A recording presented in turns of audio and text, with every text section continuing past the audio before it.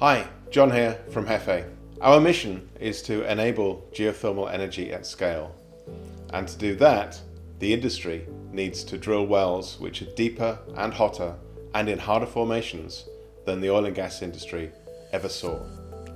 Hephae's part in that is to make sure that our equipment survives and thrives in those difficult environments. And therefore, before we even think about putting a tool down hole, we're going to subject our technology to the harshest laboratory test conditions that drilling equipment has ever seen. During the course of last year, we did a lot of oven testing of all of our printed circuit boards. We subjected them to high temperatures under full operating conditions to see where they would survive and where they would operate. And I'm pleased to tell you that everything passed.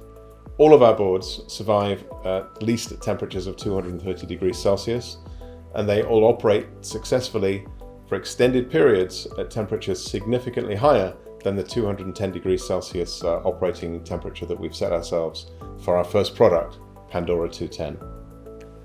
Then we take the boards and we put them in a vibration chamber. Here, we're taking a board or an assembly and we're subjecting it simultaneously to high levels of vibration and very high temperatures. Typically in the oil and gas industry, boards are tested to about 20 G of continuous vibration. But we're designing these tools for geothermal wells. They're going to be deeper, they're going to be in harder formations, there's going to be more friction, there's going to be more vibration. So we're not testing at 20 G, we're testing at 30 G. We're testing 50% higher than typically oil and gas tools would have been tested.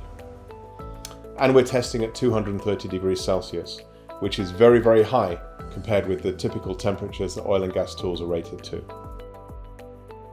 Shock is where we subject the unit under test, the board or the assembly, to very high levels of acceleration. So we take the board in its assembly, we lift it up and we drop it. Bang! And then we lift it up, bang, we drop it again, and again, and again, many times. And the great news is, all the boards we've tested so far like this, through this punishing regime, they've all passed. No problems at all. Successfully concluding these tests gives us the confidence that we will work first time when we go into a real-world drilling environment. It's not sci-fi, but it is rocket science.